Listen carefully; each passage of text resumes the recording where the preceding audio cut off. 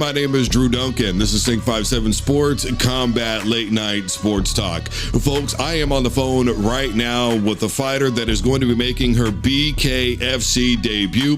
Her name is Khortni Kamyron, and she's hanging out with us right here on Late Night Sports Talk. Khortni, thank you so much for joining the program today. Thank you so much for having me. You're very welcome. All right. Look, I want to get this out of the way because it's kind of crazy to me that much like MMA, bare knuckle fighting was seen as basically a retirement home for people who couldn't fight. It's seen as basically nothing more than a glorified bar fight. Yet we've seen a rapid transition a lot quicker than we did with MMA, that people are accepting this style. What do you think has changed? I think that with this sport being seen more, people are seeing that it's, it's up there, and the production, everything, it's right up there with MMA fights. There's a lot of eyes on it. There's a lot of people turning to it. So yeah, it's definitely not a bar fight for sure.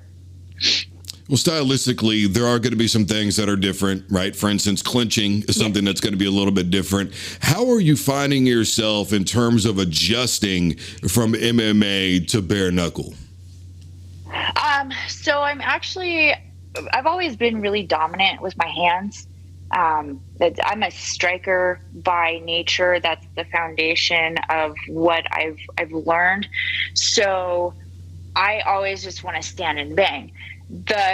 Where I'm finding that I need to make some adjustments is when I move, I move to create openings for kicks, and obviously I can't kick in bare knuckle. So I just have to kind of reprogram to not move to set up for kicks, but to move a little bit more to set my hands up and change my stance just a little bit. I made mention earlier that bare knuckle is seen as nothing more than a retirement home for people who can't box or fight in MMA. You're talking about your stand-up game. Let's just keep it real for a second here. Your record, not a whole lot to talk about there, the stage fight, etc. Some people may look at your record and go, that's kind of what we're talking about. What do you say to people who are naysayers when they just simply look at your MMA record? So actually, that record does not encompass everything that I've done. There's another MMA fight that's not listed on my Tapology that it was my MMA debut out in Kansas last July. I ended up winning that one via second round TKO. And then it also doesn't include all of the striking fights that I had prior to transitioning into MMA. So when it comes down to it, like if you look at my record, I'm 2-2 in MMA. And the reason why I'm 2-2 in MMA is because the last two MMA fights that I took, I took them on purpose. I stepped my game up against some really phenomenal opponents that were going to challenge me. I'm not somebody that's just going to take an easy fight because I want an easy win. I want to challenge myself and know that I can stand with the best. So my last MMA fight was in May, and it was a title fight against a young lady who has been training since she was 4 years old.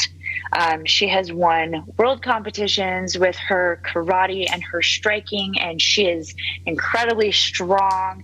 And I'm not going to lie, when they came to me with that offer, I kind of grit my teeth a little bit. And I was like, oh man, like, holy cow, this is going to be really hard. But I pushed myself and stepped up my game, and we went all 5 rounds, and I accomplished everything that I wanted to do in challenging myself and being able to stand toe to toe with somebody that had 3 times as much experience as I did. Is that part of the transition for you from MMA to bare knuckle, presenting yourself with another challenge? Yes. Absolutely. I want to get better, and I want to do better all the time. And this is one of those things where, it's an opportunity. It's an amazing opportunity, and you never know unless you try.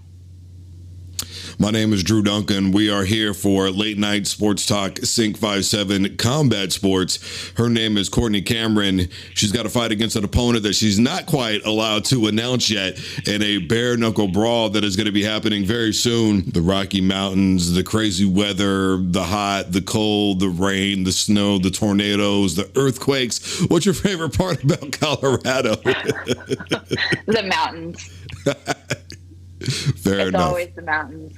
You can do so much outdoors here, and Colorado is actually a very healthy state. So it's really nice to be around so many like-minded people and have so many activities that you can go do for health and wellness.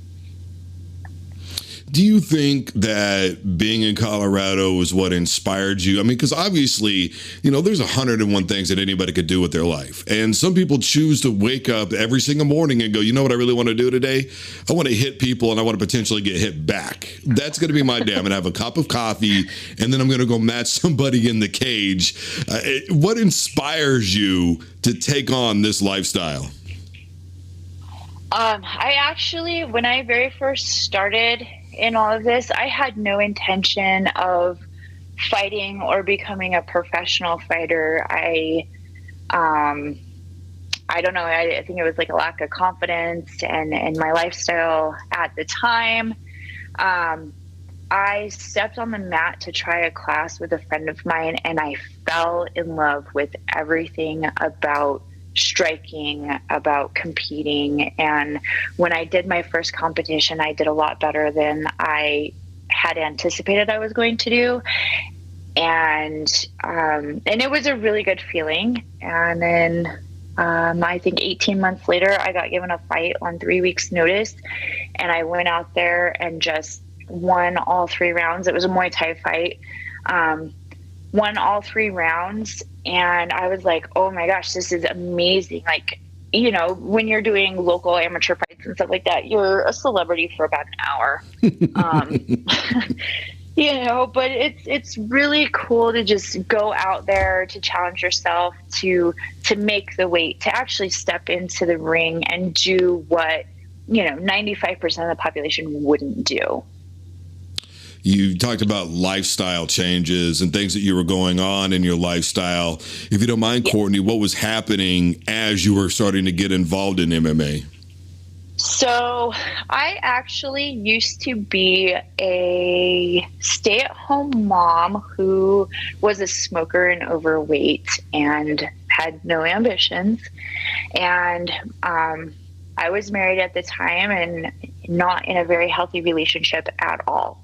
So in training, I learned a lot about myself. I actually became way more healthy. I started valuing myself more. Other people started, telling me that they saw my value. And, ultimately that led to my divorce, which was a very nasty situation. But yeah, now I'm living my best life at almost 37 years old. In MMA, there is still the stigma out there, especially with you getting ready to do a bare knuckle brawl, about the violence. But one thing that sports to me has and always will teach is discipline, self-confidence, learning how to be a part of a team. When you stepped into it and you learned and developed more and more about yourself, to those who are naysayers and still say that these sports are merely nothing more than people's bloodlust, what would you say to them? I would say that everybody is allowed to have their own thoughts and opinions. Some of us happen to see it differently. For me, it's been a passion, and therapeutic even. So when I first had started training and I started falling in love with everything, it was my way of shutting my brain off from all of the problems that I was having in my life at the time. And I could have a clear mind and focus on the technique that I was learning and learn how to do better.